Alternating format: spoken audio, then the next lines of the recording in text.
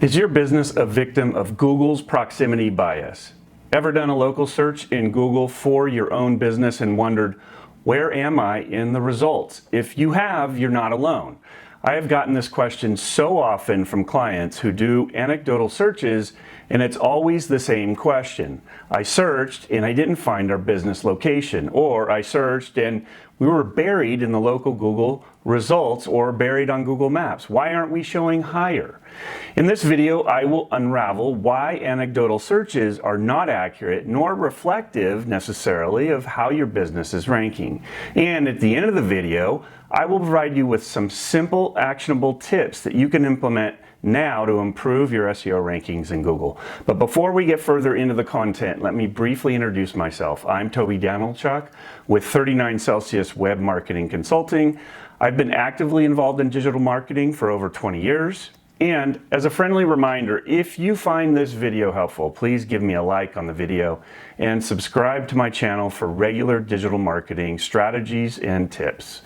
And because I do this for a living, if you need help with your digital marketing, reach out to me and my team now at toby@39celsius.com and let's discuss your project. Okay. Back to the content. So a restaurant owner who has a fantastic brunch spot in West Des Moines, Iowa, reached out to me and said that when he searched brunch West Des Moines, he was listed way down on the list, which he didn't understand since the business was in West Des Moines and it specialized in brunch. But was he really not showing well at all? Did everyone else see the same result with his business listed so far down Google search results? So let's unravel this mystery in the question and understand what's going on. I will cover why your personal searches are not accurate, how Google decides who shows up, and actionable steps to improve your local visibility in Google. Google's personalized search. First, Google tailors results to your individual search history and your location. It's very possible that many people conducting the same search can see different results based on their history of searches and where they are relative to a business or relative to a location if the search phrase included a geographic qualifier like the city name. And so your anecdotal search isn't the same as a new customer search.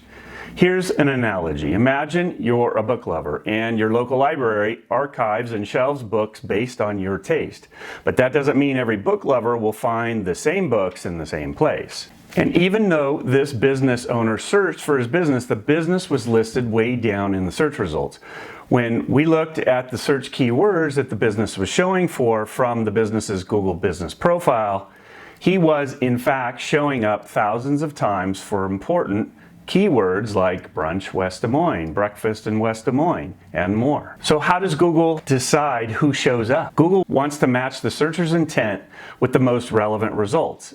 In this case, relevance for the word brunch and West Des Moines. In my example, this restaurant is located on the outskirts of West Des Moines. This is definitely one factor that affects where this business ranks in Google local searches or on Google Maps when someone uses the word West Des Moines in the search query. Here's a map of West Des Moines. The red arrow shows precisely where the business is located.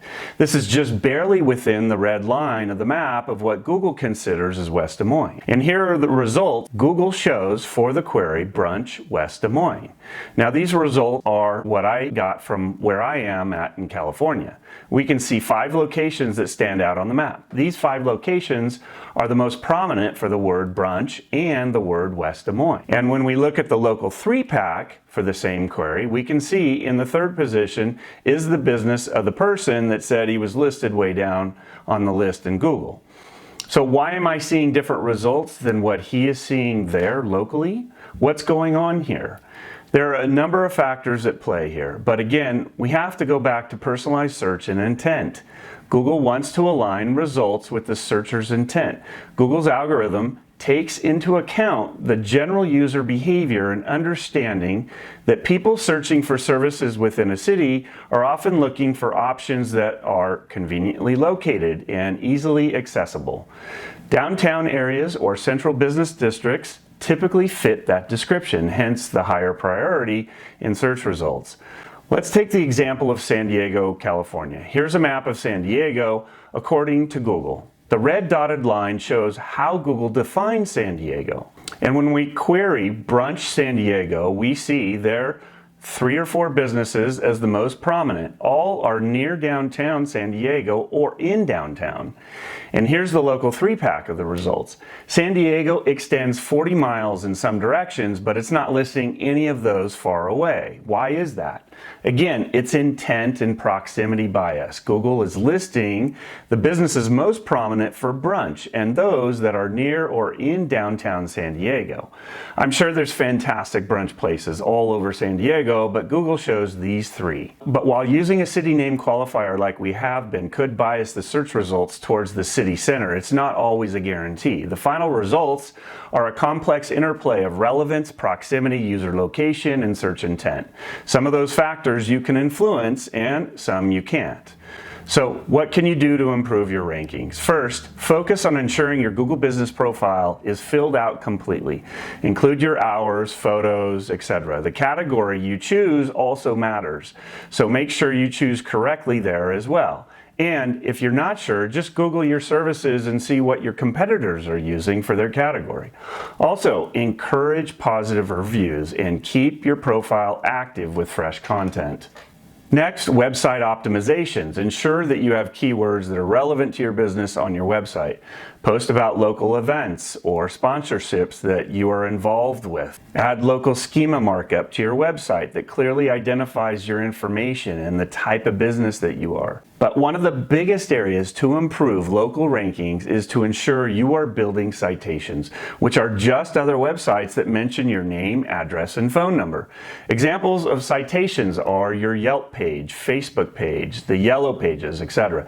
There are hundreds of highly relevant places to list your business. What's imperative, though, is that your information, your NAP, must be consistent throughout the web.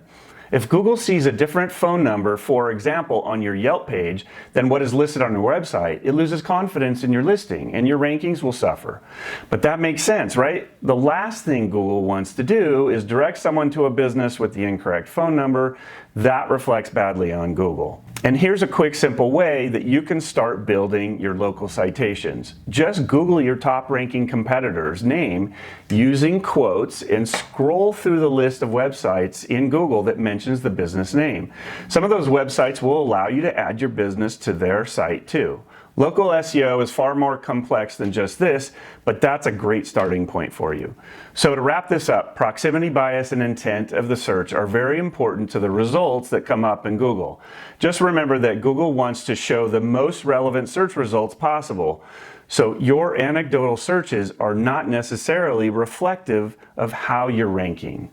Got more questions about local SEO and search? Want to improve your rankings and drive more sales from Google searches?